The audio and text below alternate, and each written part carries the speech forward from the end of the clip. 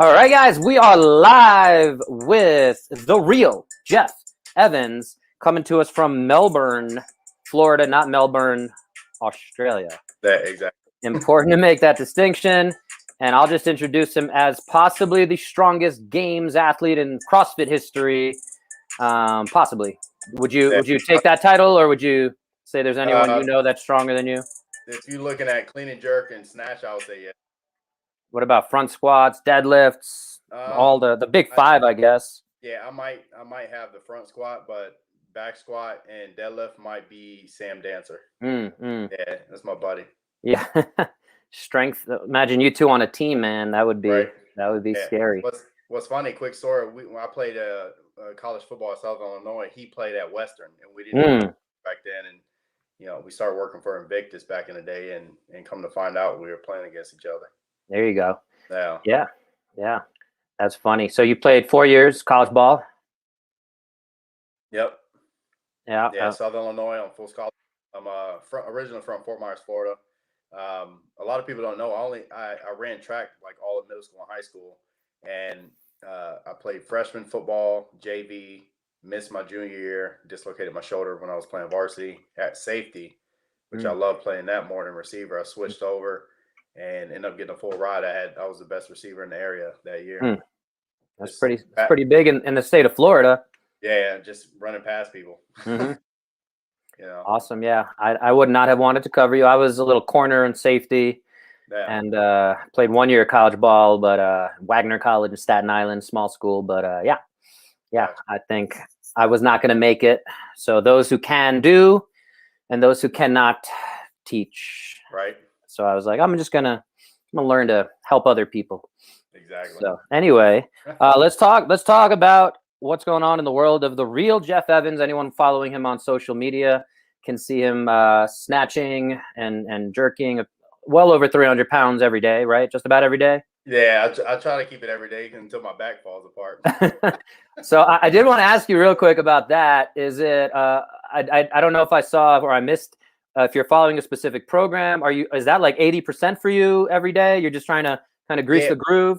Well, so I don't know if you're talking about the same day, but that 300 snatch and 405 clean that I did, that was kind of like a max day or close without belt. I train a lot, most of my days without belt because I want to build my core up. I see a lot of people rely on it too much, and I've always believed that, like, you're not living life with a belt. I agree. But yeah, most days it's around that 75 to 80%, just doing different complexes, stuff like that. And it's really on RPE. Like I kind of hate doing percentages, and it messes with my head a lot. So if my body's beat up, 80% is a lot lighter that day, So yeah, for those listening might not be familiar, RPE is rate of perceived exertion. I don't know if you go on the traditional like 0 or 6 to 20. Or you're going on the 0 to 10, the kind of the more practical one, if you will. Yeah. And so when we're talking about maybe 80%, that's probably an 8 out of 10, right? Or 7 out of 10, where you feel like you could get a few more reps at the end of the set kind of thing. So for anyone not familiar with that. But yeah, I mean, again, if anyone goes on his Instagram, you'll see him. What I'm referring to just every day, there's at least 3 or 4 red plates on whatever you're doing, whether it's jerks or cleans or it's impressive. It's impressive. Thank you. Try to keep going as long as I can. I'm almost 33 now, so old, man. You're so old. You're not even a master's athlete yet, right? I guess the question is, are you doing it for your own, like, just to have fun with it? Or are you going to try to hit that master's bracket when you do get there in 2 years, assuming the CrossFit kind of season is what it is? What's so I thought about like timelines, looking at all the stuff I have going on with my main job, my family, serious performance, and next year makes more sense because I want to be able to condition my body the right way and not have to force a ton of volume and get injured. So I'll be getting ready for next year in the normal category. I got a couple of years before Masters. I definitely want to do Masters, just because a lot of the guys that I competed with when I went to the games in 2014 are in that category now or about to be. So it'd be cool to, get back up in there and you see a lot of those old names. Yeah, definitely. All right. Well, you mentioned it. Let's jump into your shirt there, Cirrus. like Sirius, as you just told me, Greek god. Yeah, it's a Greek god. It was all white bull with golden horns, and my buddy, me and him, I was bouncing ideas off, and you look at all the big brands like Nike, Apple. It's just one word: it's clean. And Nike is actually the god of victory, I think, the Greek god of victory. So I looked up, found this, and I was like, that'd be a cool logo. So it kind of represents me. Like people see me on the competition floor, like I'm like that bull version out there, especially when the weights come around. So Yep. so it was a process to get it up and going, but it's been one of the best. Almost a year ago, it just started with a phone call, which is crazy. It's a legit business now. Yeah. Tell us more. Elevator pitch. What you guys do? Gotcha. So I created the very first. It's all natural herbal sublingual endurance or capacity pre-workout, depending on who I'm talking to. But most products are based on stimulating your central nervous system with a ton of caffeine, different chemicals, stuff like that. In my mind, you're doing that when you warm up. So why not focus on a product that focus on a ton of blood flow, vasodilation, regulate heart rate, blood pressure, things like that, and do it in a natural way without chemicals? It's never been done, and I got it right. So I did a ton of testing last year, about 6 months before I even launched the product, sending a ton of samples out to athletes. They all gave me the same feedback. Breathing was better, recovery in between intervals faster. Their splits on rowing intervals going faster, maintaining higher heart rates and not falling apart. Like my business partner, she's 46, and she's able to hold 175 to 178 heart rates. And these are in the middle of the workouts, and she's able to pump right through it. So, once I started getting that feedback, I knew I had something special. So I ended up doing a 4-week trial over in Orlando at DexaFit, and basically did a baseline without flow. I was off flow for 10 days. Did my baseline, and in 4 weeks, just added flow once a day, and then a double dose on a repeat day on the 4-week mark. And I had a 20% increase in VO2 and a 25% increase in capacity. That's pretty major numbers. I've never trial show that looking at VO2. So that's why I'm super excited. We got more like Adam Caratini. He's actually doing one right now for me. Oh, nice. Because I want different. Does that include him like leaning out and doing whatever he's doing with his leaning out, or that's separate? No. That's a part of his stuff. But okay. I know everyday people have different things going on. Like, his training style is different than mine. Yeah. The different side, like he's 6 foot, but he's like 165, 170. I'm 215. So I think he's down to like 3% body fat right now. Yeah, shredded, insane. So yeah, but just testing different athletes, and I don't know if Taylor Stallings. She's a power athlete down here, and I have her testing it as well, because I just want people to see like it works for every type of athlete, right? And not changing anything different in their training. Like I trained 4 days a week. I didn't really change much. It was bodybuilding, Olympic lifting, cardio sessions, and then my diet was subpar. Hydration, same thing. I had 2-3 glasses of wine a week, so like the normal person, and got those results, which mind blowing. Yeah. So, when you say the VO2, are you talking about? Did you do proper like full on mask and on the treadmill? Yep, the normal treadmill test, and like I said, it's over at DexaFit Orlando. We just paid them. They ran the test on me. It was at 41.6 was my base, and then I got up to 50.2. That's pretty good. I think anyone not familiar with the numbers, I think like Lance Armstrong was in like the 70s, and that's like I think he was in the 90s. Okay, I believe. Yeah. I think one of the highest ever was like 100. Some of the endurance athletes. Yeah, Cronin was, I think, 74. Okay. Yeah. Yeah. So I mean, for anyone not familiar, I mean that we can geek out on that, but the research is pretty interesting. When before I left New York City 2 or 3 years ago, the gym I was working in was a very high end gym. We had VO2 equipment there, and we were running them. Yeah. So there was really interesting stuff we could look at and see, and you could see how everything changes, and anaerobic thresholds and all that stuff too. So did it have an effect on any of that other stuff, or just obviously that's a pretty significant change on VO2? I know. So the anaerobic threshold, I don't know the exact numbers, but that increased as well. The time to exhaustion went from 11 minutes, 10 seconds at my peak VO2 to 14 minutes. So actually almost 3 minutes of work time to peak out. So again, I don't know which protocol you did, but for the listeners, I'll bring it back. So VO2 is a measure of your overall aerobic capacity is the best way, how well you bring in oxygen and push out carbon dioxide. And this is usually done on a treadmill. You can do it on a bike or a rowing machine. And basically it's usually a graded test. So you keep increasing the speed until you get to a speed. And again, for different levels of athlete, I don't know, did you go to like 6.0, 7.0 miles an hour? I think it was actually 5.0. Okay. So yeah, I mean, I would imagine we'll call you less of an endurance athlete. Oh yeah. So, and then, but once you hit that, so you start at whatever it is, like walking speed 3.0, every, whatever it is, again, that's going to be set by the tester. So every 60 seconds or every 75 seconds, you're going to increase 3.0 to 4.0 until you get to that speed you're testing at. And then you're starting to increase the incline. And usually, again, it's 1% every interval, right? Yeah. So I assume that's kind of what it was. So anyway, just for anyone who is not super familiar with that. And again, it's obviously going to increase the intensity gradually. And like you said, time to exhaustion. When do you collapse? Basically, that's what they're looking for. Back in the day, I think in like the 80s, I forgot what movie it was. I think Kevin Costner was a bike racer or whatever and cyclist, and they showed them testing their VO2, and he was competing with a guy next to him, and they had like the mattresses behind them. So they would just go until they collapse and just let go and fly back onto the mattress. I don't know if that's what you did, but no, I definitely didn't do that. I'm not falling apart for that one. So that's VO2. I mean, it is. It's also for anyone interested. It's one of the not just great for performance, but it's actually been correlated as one of the best indicators of your longevity and how long you will live, your all-cause mortality. So if you can improve that version of fitness, you're likely to live longer and a better quality of life. So all that is pretty fascinating stuff. I'll add real quick. I just moved to Colorado here, and it's been tough getting used to the oxygen. I mean, I've been jumping into it and trying to stay consistent, and doing more like kind of longer cardio work just to see if I can catch my breath. And that might be something I need to jump on.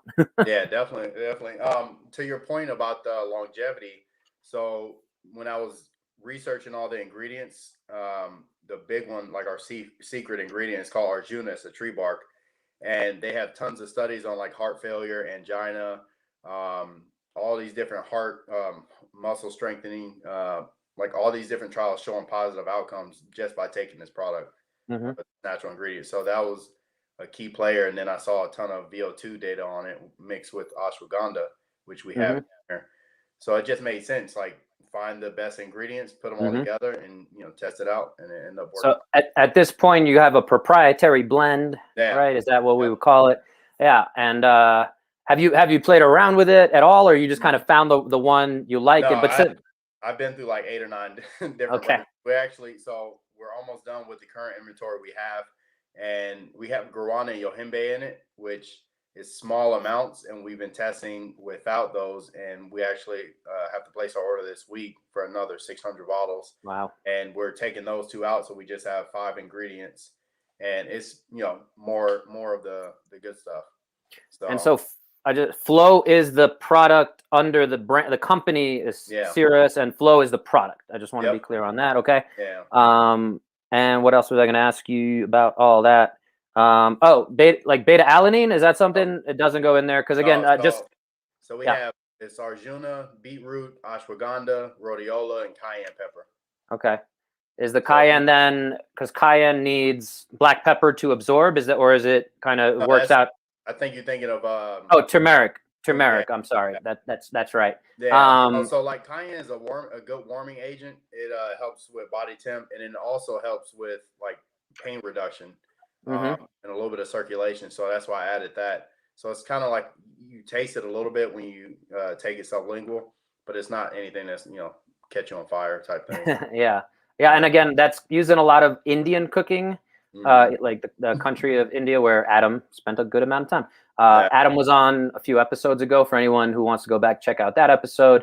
He talked about his ADHD. I wonder if that would have some implications also based on what you're talking about. As we, stuff like creatine has been shown to start having some benefits on mental health. And ashwagandha, from what I understand, is a nootropic, Oh, right? yeah, Um, that's a big one right now. It's, I think 2020 it was the #1 natural product sold hmm. for the year. Interesting. Yeah, Yeah, so I wonder with someone like Adam who's got the ADHD going on, if that would have some impacts on his focus, his mental clarity. I mean, he's making a lot of changes, so it's hard to, yeah. determine one thing like that. I asked about the beta alanine because you mentioned kind of that pre-workout Mhm. kind of flow, getting the body ready. That's commonly used in a lot of pre-workouts because you tend to get those little tingly feelings, and it just makes it feel like it's doing something, even if it's not really doing much. Although Exactly. beta alanine has been shown, from my understanding, to at least, if you can get, like you were talking about that RPE, if you can get 6 reps on a set, maybe if you're taking it consistently over a period of time, maybe you get to 7 or 8 reps at that Yeah. same weight. So theoretically, beta alanine, that's an interesting one that I've been taking on and off for a while because I know it's pretty well researched. But yeah, very interesting stuff on the flow. I like hearing everything that goes on behind that. And we also had on Rowan Minion from Blonix. Do you know him at all? Yeah, I actually saw that episode. I was listening to it. Yeah. Yeah. Yeah. So that was a fun one, and just geeking out on they have very different offerings than you guys. So it's always kind of cool to see, but they have the egg white protein Yeah. and then they use the One of my HMB. favorite- What's that? That's one of my favorite proteins, the egg white. I had Yeah. another sponsor what they did as well. I like that a lot. Mm-hmm. Yeah. So some very cool stuff there. Yeah. Let's Now, jump. Oh, go I'll ahead. plug in this real quick. What you were saying about Adam and ADHD or ADD and ADHD. Mm-hmm. We're actually working on a nootropic blend and a sleep blend. That same all natural like herbs and tree barks type thing, Mm-hmm. and proven by science. Different trials and stuff like that. So those will be Awesome. coming out hopefully in the fall. We're just trying to get Yeah. flow up and going. Do it the right way. Awesome. So, Yeah, very excited to see what comes out of that. yeah. Sleep to me is always the biggest Uh, as much as all this other stuff is fantastic. I think if we can find a pill to improve people's sleep, yeah. there's the little things and the hygiene and all sleep hygiene and things like that. But yeah, sleep is definitely one of the ones anytime I work with a client, Yeah. I'm talking about their sleep first and foremost. If you're not willing to do little things to improve your sleep, then we don't need to be taking all this other stuff because it's Exactly. just you're trying to put band-aids on big big gaps. And You yeah. gotta have the foundation built, otherwise Hmm. everything falls apart. And that's kind of Yeah, how yeah. brick by brick. Like I want to make sure I have everything in order and lined up right. Perfect. Perfect. Speaking of, one of the other things I focus on, and you mentioned you wanted to talk about here, is mental health. So, Yeah, um, let's jump into that, as that's become with the lockdowns, COVID, everything. People definitely struggling, I think, more than ever on a public scale. Anyway, maybe going back to like the Great Depression or yeah, things like that. But other than that, I think people are definitely struggling with it. And we have all these resources out there. I think there's a disconnect of people who are struggling, people who are reaching out to try to help people who are struggling, and I'd love to hear your take on that whole concept. yeah. So like for me, mental health is like priority because of it's more because of my childhood and the way I was raised. So I'm mixed black and white, and in the black community, and I talk about this all the time with a lot of people is we're not taught to show emotion and speak up. Like it's kind of like sit down and shut up, just be there kind of thing. Or So shut up and play basketball. yeah, that's what you're supposed to be your entire life, and just showing no emotion. So all the issues that you think about as you get older and older, like you just absorbing all this stuff and have no outlet, and then it just becomes destructive in relationships, work, and all this other stuff. It just piles on to other places. And I have my share of things I've screwed up because I haven't dealt with a lot of my issues, and it stems from. So I don't know if you know my story, but when I was 5 years old, I was molested by our girls next door. They used to babysit us and stuff like that. It was two sisters, two separate times, and also when I was 13, I tried to commit suicide because no outlet. Like I had so Mm-hmm. much pressure on myself, and being a kid, you don't know how to, you know, you don't have anybody to talk to. Yeah, So yeah. my parents both they got divorced and all that, so they worked all the time, and I barely saw them because they were out trying to make money and take care of us Hmm. type thing. Hmm. So just no outlet, and like I said, I grew up like that, just hard and callous, and even now my fiance, like we talk about it all the time. It's just I'm so like no emotion, tunnel vision a lot more of the Yeah. time, which is a good thing when you're looking at certain things like sports and, business, stuff like that. But, Or lifting the heaviest possible weights every day. yeah, you gotta shut it all off. Yeah. But with relationships and all that, like, Hmm. I feel like those issues hold you back from becoming who you're supposed to be. Yeah. So, and then, with COVID, now people are forced to be around each other more, like, husband, wife, that type of Hmm. thing. And I saw something saying divorce rates were going up because now Hmm. they have to deal with people more.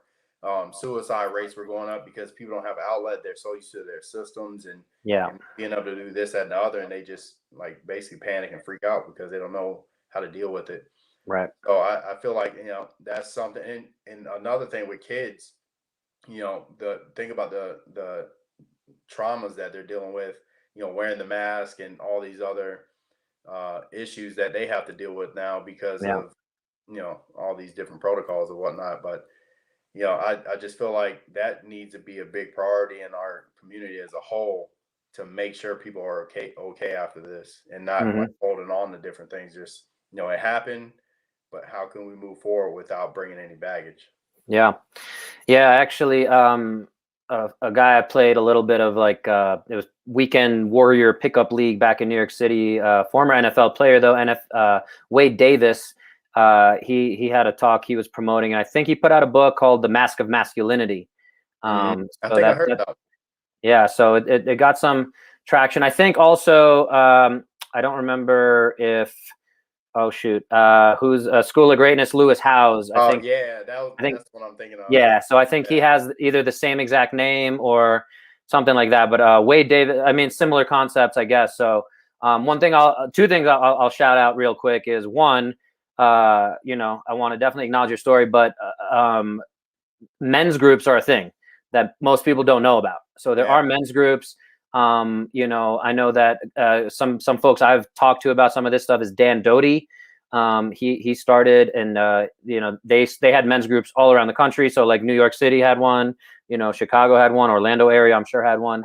Okay. So these men's groups that I'm sure now are more online and more of a big kind of community where guys can talk about what goes on with them. And again, I think we with the Me Too movement and everything too. It's we have to all be careful with saying like, oh yeah, we're suffering too. Like it's tough Yeah. to be it's tough to be a man, like with everything that women are fighting for. So there's all these definitely fine lines and things that you got to be careful with these days. Which I'm not saying that to dismiss any of it, but I do want to acknowledge again that. Go ahead. No, I was saying I got you. I Yeah. know. Yeah, so I mean, but I do want to shout out again that there's this concept called men's groups that I don't know if you've ever heard of it, attended it yourself, or No. outside of like mental health professionals and therapists, which was my other point. My wife is a sex and relationship therapist. If anyone ever wants to reach out to her in terms of checking in on their relationship, Yeah. even if you're not in conflict right now in your relationship, but you want to maybe build a better foundation, like we were talking about on the physical side, and that's something her and I very much. Bonded over. It just strengthening that connection and starting to deal with conflict management, because almost any relationship should have some kind of conflicts going on, and is how Yeah. well do you deal with that? Do you let those things pile up and 5 years, 10 years down the line, or when you're stuck in a COVID type situation, Mm-hmm. and you're like, yep, this hasn't been good for a while, and now it's time, it's that pressure cooker, so to speak. But yeah, Yep. at the end of the day, it's putting in the work. I again, just like anything else, I believe everyone should go through like a physical kind of movement literacy. That's what I preach on my side. Yep. And on the mental health side, I think that especially with relationships, if you're going down the path of getting married, obviously some religious organizations have you talk to the priest or the rabbi or what have you, just to be like, okay, you guys seem like you're legit, I'll bless this union. But it's not a very thorough process. Yeah, it's not in depth. Versus going through like like what happens when you don't put the toilet seat down, or you lose $5,000 in Vegas or whatever. What's going to happen when that happens, or when something sad and tragic happens. Mm-hmm. And how do you deal with that? So those communication things and going through it in a safe environment, just like training, right? We train CrossFit or whatever the functional fitness is, so that if you have to run out, and again, that's be prepared for the unknown and unknowable. The same thing with mental health. right? So it's, we're prepared to run out and save somebody from a burning building, as best we can, because we have the physical capacity to do so, and throw a 300-pound person over your shoulder, and you probably can do it better than I can, but and walk them down the stairs and get them down there. But I'd use better technique, I'd like to think. But Right. but on the mental health side, it's being able to build those skills that again we either were never taught, or again, you talk about your childhood of your parents not necessarily being there, maybe not going through having that outlet, providing that kind of education. So it's stuff that should be taught in schools, in my opinion, should be taught, and some of those resources are out there, but it is still taboo, especially for men. And tomorrow, for anyone listening now, I'm actually going to have she's a pelvic health specialist, and she ends up working just as much with men on their pelvic health issues, which again, it's not normal to, we talk about women peeing during double unders, but men, especially as we get older and prostate issues and things like that develop.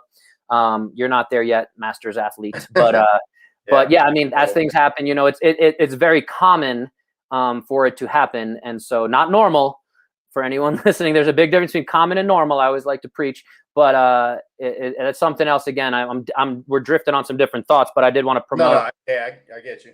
Right. I did want to promote that. So yeah, mental health stuff. I do want to circle back and say, again, it's important to go through, I think, that process. And it sounds like you at least have been on that journey. And that's another concept my wife and I talk about, is this kind of journey. And it's our symbol. We use energia, which is kind of the unalome, which is the Buddhist symbol for kind of the journey to enlightenment. So it's all kind of crazy. And then it goes to like a sharp point. But that journey to enlightenment isn't a straight line necessarily. Right. And enlightenment isn't everyone's goal, but at the end of the day, it's that, journey to better. Just like fitness, you're never going to be the fittest man on earth unless you're Matt Fraser, although, and whoever wins this year. But you're always, even he's always trying to work to get better, so he stays on top. Exactly. Even now that he's retired, I'm sure he's going to it's a different journey now for him, right? To be the best father, be the best businessman, whatever he can be. So bottom line is with relationships, again, that's where we preach a lot about.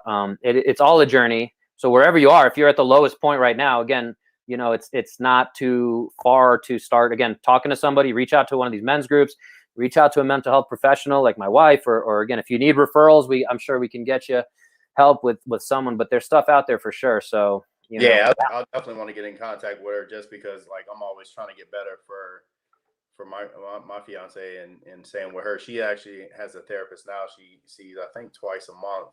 Is she okay with you sharing that? Is that? No? Yeah.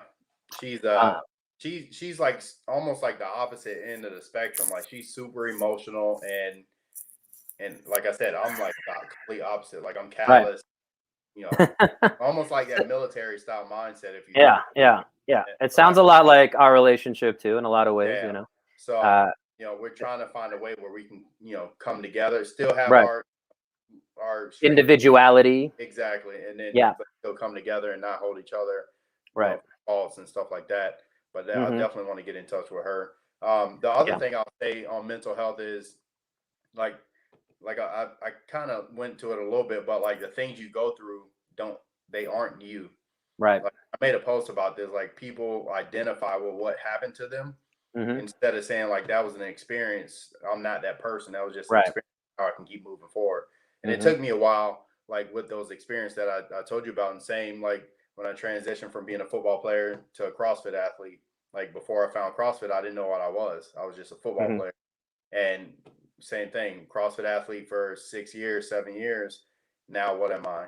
So I struggle with that whole, identity. Yeah, it just mess with you. But once you understand those are just experiences, and you can keep moving forward, you create the person you want to be, and you just go through those things in and out throughout your life. Yeah, for sure. Mindset's such a big part of all that. I mean, even again for me, like I'm 37. I'm like, I had a gym in Dubai, and I was like, I was able to compete on a regional team, and I was like, I'm fine with that. And so after that, I'm like, I'm doing this, and people ask me why I'm doing some of this fitness stuff. I'm like, I'm doing it because it feels good, and I want to be, I understand the definition of it and the stimulus and what it provides. And again, at 37, I want to be able to do this when I'm 97. Exactly. Like I'm doing this with the intention around joint health, around building my capacity, and understanding that sickness wellness curve and Yep. performance and all that. So again, I don't want to go too far down that rabbit hole, but Yeah. because I could talk about that for a few hours. But I mean, what I was going to say on that too, in terms of identity is, I think a lot of people let those things define them, like you're saying, and it is continuing to change and be flexible with, I was a football player, but now I'm going to be a CrossFit athlete. And when I'm done, physically, what else am I doing? I'm a husband, I'm a father, I'm, all these different things. Exactly. And the other part of all that is, similarly, people in my physical therapy space, when people are coming to me and they're like, I have a bad knee, again, changing that language alone to say, yeah, I have some damage in my knee and sometimes my knee hurts, but like, I don't have a bad knee, just like I am not somebody who was abused or molested or anything like that. Like that's a part of who I was or am. And I was able to take that and maybe put it over here and, move on from it and, or get stronger from it.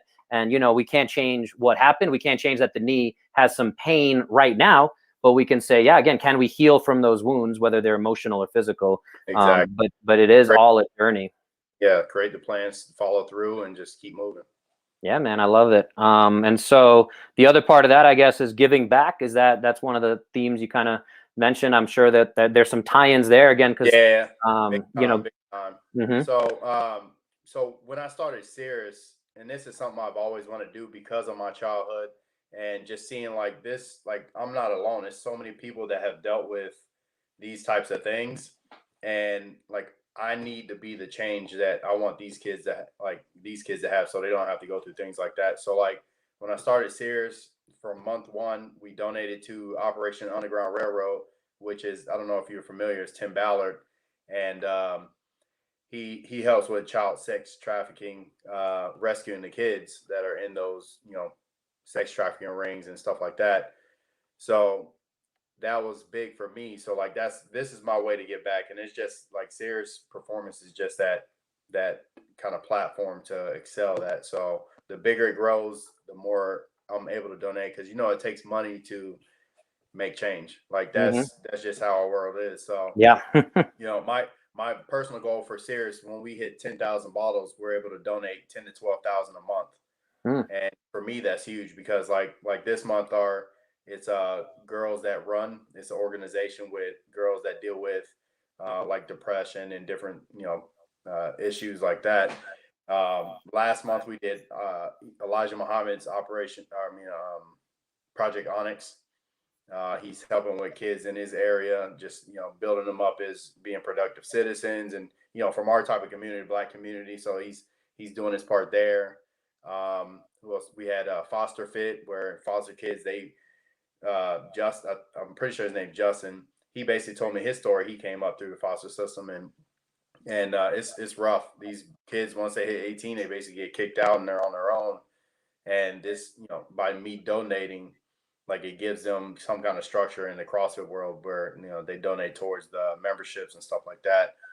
But like I said, I want to be the light in these kids' lives, and like that's big for me. Like impact is big for me, and doing it on a generational level. So like if I'm able to teach some of the old football players about investment and stuff like that, or kids at a young age. Like I got this one kid, he's 16, over in Tampa area, and he randomly just texts me on Instagram just because he likes watching me lift. But I'll tell him some like real life things to like make sure you're focused on this when you get out of school, like just like life situations that have come up, like how to handle them. Like I said, just being the person I needed, I want to be that for them. Yeah, absolutely. And I think that's some of the best stories and some of the best resources come from that. Necessity is the mother of all invention is the thought that comes to mind. Yep.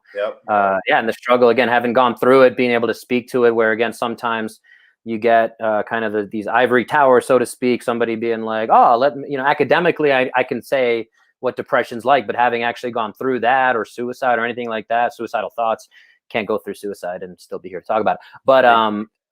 But But yeah, I mean, and again, you mentioned financial literacy. I love talking about kind of movement literacy, and then obviously emotional literacy is one of those things that is just totally easy to lose in the grand scheme of things, and it's difficult Yeah. to teach. I don't expect public schools to start building out curriculum around emotional literacy. I mean, Yeah. there Well, there has if you think about it, I don't mean to cut you off. If you think about no. it, it's the system as a whole is not set up like that. So the physical, the emotional, the financial, like there's classes of people for a reason. And if you start teaching people these things, they become better people and Mhm. pushing the envelope on like what's possible.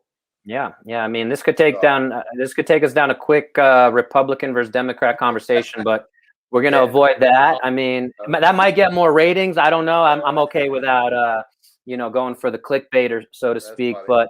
But I will say, to that point, yeah, it's definitely stuff like compounding interest. Like if I really understood that, 15 years ago, Oh my God, dude. and for Insane. anyone not familiar, like take $1,000 if you have an extra $100, and put it into a 22-year-old's Roth IRA, which they can open. I think you can open it at the age of 18, Mm-hmm. and that $100 multiplied by 8% over 40 years. Yep. It's a lot. It's a huge head start on doing it when you're 37 and starting to put money in. Exactly. It's just you have that extra 17 years of compounding interest. If you're not familiar with that concept, look it up. But yeah. It forced me, little side thing. It forced me when we went into lockdown. I told myself if I didn't sit down and learn, because they don't teach us about money where I come from. Mhm. And I was like, if I don't sit myself down, and I have, which way? All those books over there, either real estate, business, Yeah. mindset books. Like Mhm. if I don't come out with some kind of new skill that's going to benefit myself and my family, yep, there you go. Well, I'm gonna say these are all sex books because of my wife, and then right now that's my collection. I got a few more around. We just unpacked, so but we got the two sections. Yeah, Yeah. right. So yeah, I got that, and then I have almost 100 Audible books on my Mhm. Audible account because I drive for a living. Yeah. But like I force myself to dig in and learn about that stuff because it's not taught. But yeah, a little Mhm. side thing. Mhm. Yeah. No, definitely. I mean, um, and again, it kind of connects us to your third point, or I try to go on the theme of 3% better. So we talked about mental health, giving back, and then maximizing potential. Hmm. So I don't know if you want to dive down that hole again. I think that at the end, to Yeah, me, that's what I'm back to that because I think it's putting it all together. it's that's basically like the trifecta of what I embody right now, like the person who I am today, because I've healed myself from so many different situations. And like I said, during COVID hit, like this is the time because I was still working from home, which it made it a lot easier because I'm normally going to doctor's offices and stuff like that.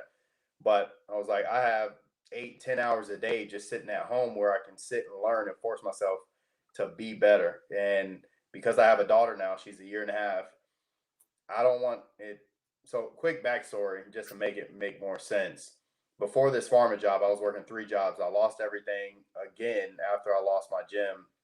I was working 7 days a week, getting 3 to 4 hours of sleep, living on Bang energy drinks, eating cold canned chili right out of the can, and that's like we were struggling bad. And from that point on, my mindset shifted where like I was just fortunate to have those jobs and be able to provide the little bit I could. But I told myself I would never let my daughter see this lifestyle ever again.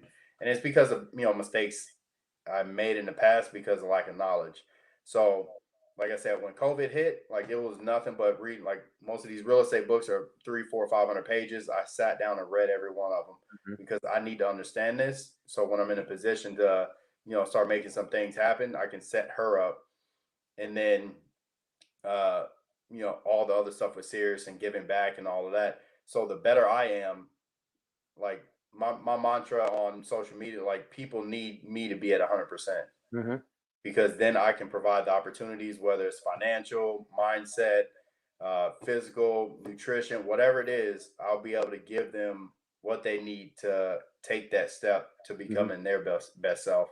So that's kind of like I'm forcing Yeah. myself to be It's better the every single day. it's the airplane analogy. You got to put the oxygen on your on your face first before you Yep. start helping other people, for sure. Yeah, I Yeah. was always the other way because when I made the CrossFit Games, that's when things really start taking off. It's like opportunity after opportunity. And I just said yes to everything. Now I say Mm-hmm. no because I understand what that gets you if you keep saying yes and Mm-hmm. have too much on your plate. Well, it's got to be a hell yes or a I no. know, right?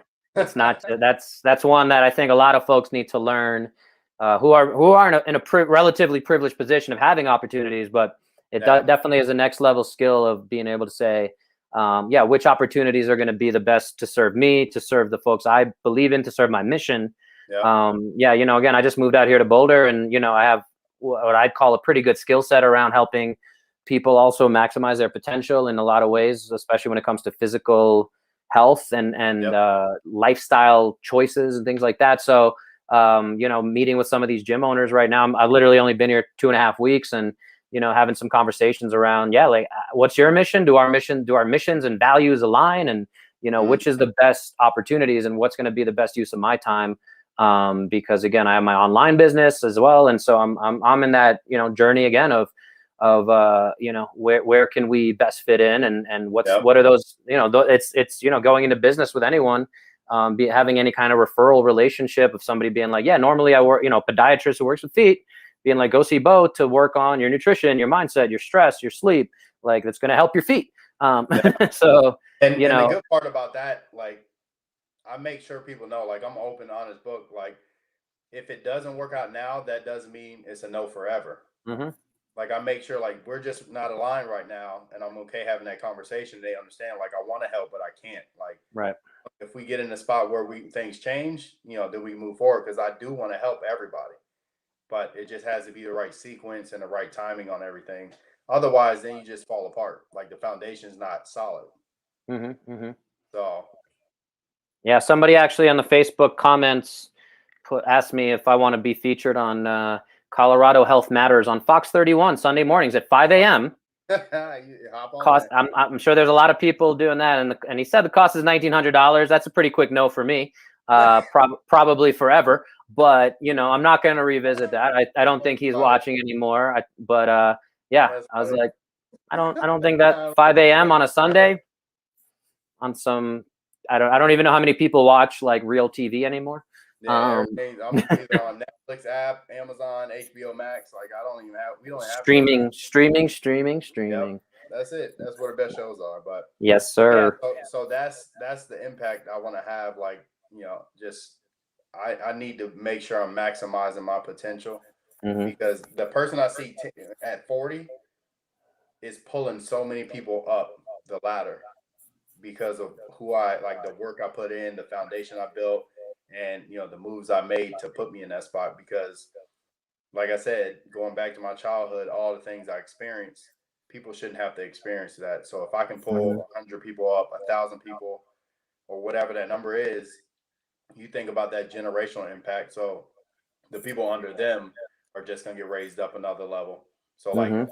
I'm way past where my parents were and still are. Mm-hmm. And like I said, when my daughter hits my age now, when she's 32, she's gonna be light years ahead of me because I'm gonna start teaching her a lot of this stuff at an Yeah. early age. Well, So that's evolution.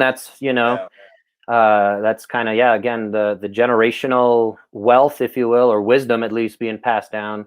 And the other part I'll say about that is, yeah, there's this purpose. You wake up in the morning. A lot of people, just like, I'm going to my job, I'm going to my 9 to 5. They don't, because I want to make some money.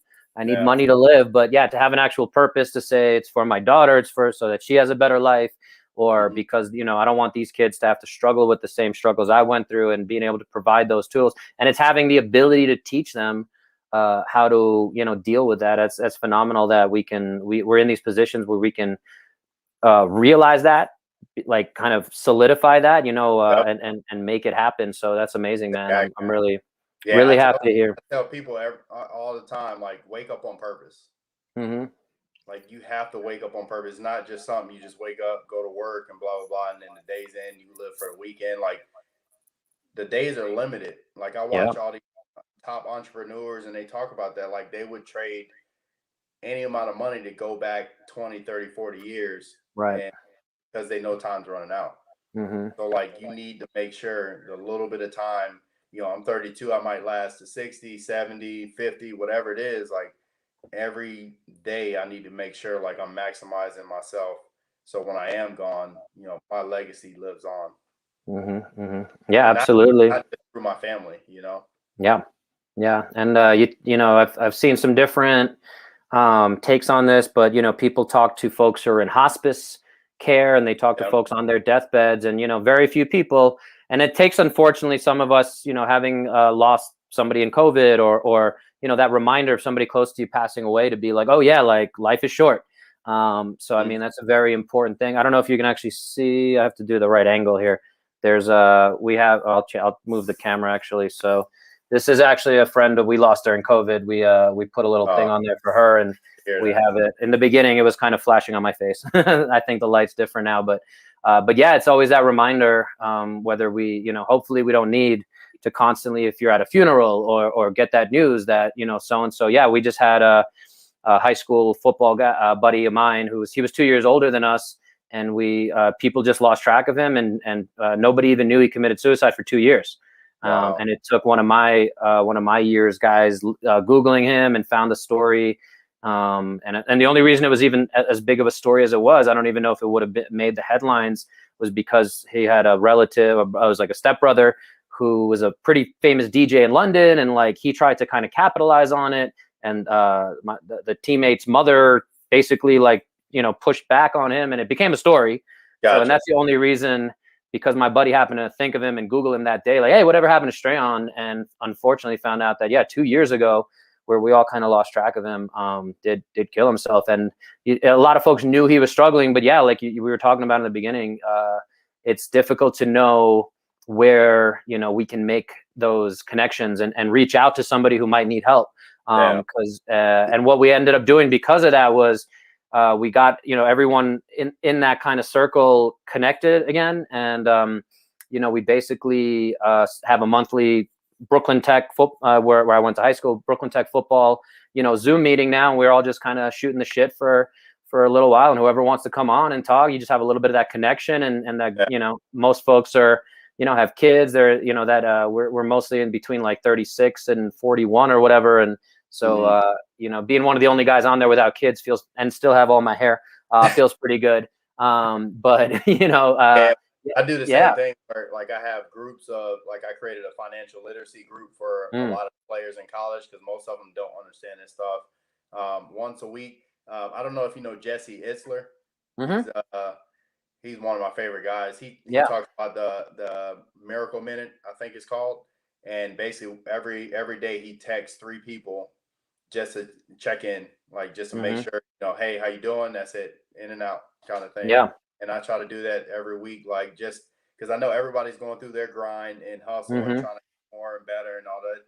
Like, I want to make sure, like, if something happens to me, they know, like, Jeff always checked in, like, made sure I was good. If I need anything, I was there, That's going to be the challenge and takeaway from this episode. Whoever's listening, if you've made it this far, appreciate it. But I would definitely challenge anyone listening to at least once a week, go through your phone book and pick 3 people that maybe you haven't messaged in a while. It's so easy to do. It's so easy to forget about. And again, we all deal with our own stuff. So if you're in a position where you feel comfortable having some of those conversations, it's something I do pretty often too. Like, I use the really easy feature of Facebook birthdays. And again, there's people I probably haven't talked to and I might have never talked to. I might be friends with them on Facebook for whatever reason, through the CrossFit world or physical therapy world or whatever. And I'll just check in, be like, hey, happy birthday. You have any fun plans? What's going on? And like, yeah, it takes a few minutes out of my day. But, some of those conversations have led to really cool reconnections. And, sometimes people are like, thumbs up. And I'm like, okay, like, you don't want to, but all we can do is extend that olive branch and try to reach out. And again, not everyone's ready to receive that help, but again, someone like our friend who did, kill himself 2 years ago, unfortunately, like, I don't know if it would have made a difference if we had reached out to him. And there's definitely a lot of those stories, especially now with COVID. I know, I hope this isn't what are the virtue signaling or whatever of, But yeah, when all the Black Lives Matter stuff was going on last year during all the lockdowns, I mean, I reached out to like every Black person I know, and there's a lot of Black people I know because I grew up in Brooklyn, and I was the only like football play on my football team. I was like the only white guy, so pretty much. So I was like, I had a lot of people to check in on, but I'm like, yeah, it was,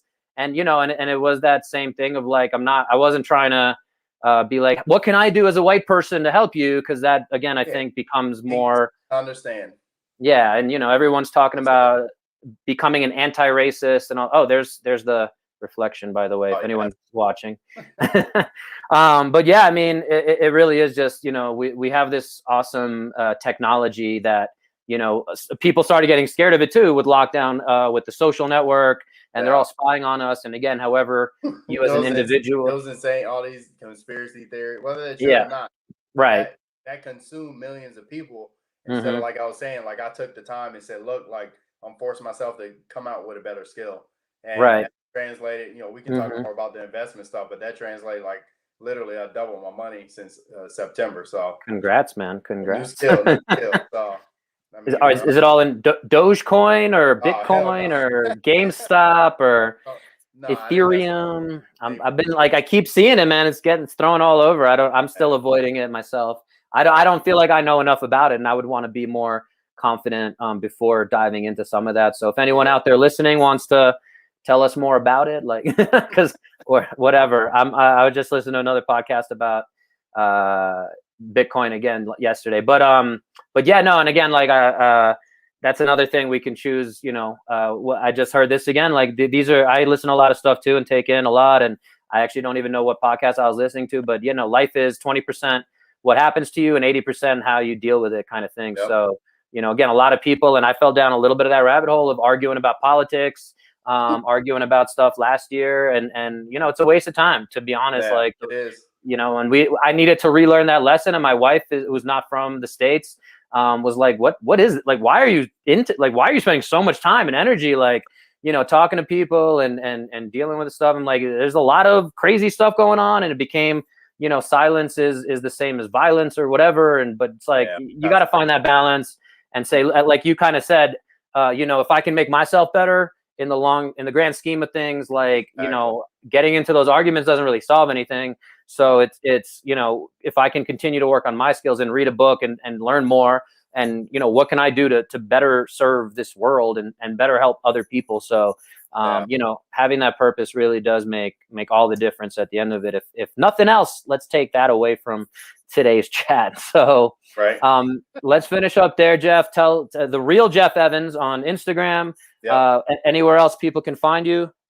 Yeah, Facebook is just Jeff Evans. I'll add you as a friend. I don't know if I'm maxed out yet. I don't have an athlete page. For some reason, I never created one, or I think I did, and I just never got on it. But yeah, really is just Instagram to see all my videos. I hit everybody that DMs me. I respond right back. Like, I've never been that type of athlete, no matter what level. Like, I'm a human being. Like, I'm just blessed to work out really good. So yeah, if you need anything, hit me up. If I can help, I'll help. If not, you know, like I said earlier, it's just not the right time. And you know, when we get to it, we get to it. Yeah, and stay on. We're gonna end the broadcast, but I'll connect you with my wife right when we're done here. So cool. Everyone else listening, watching, make sure you like, share, subscribe, rate it, and all the other stuff on YouTube, Facebook, audio, Audible, all that stuff. So appreciate you supporting it, guys, and thank you again, Jeff, for your time. We're signing off, and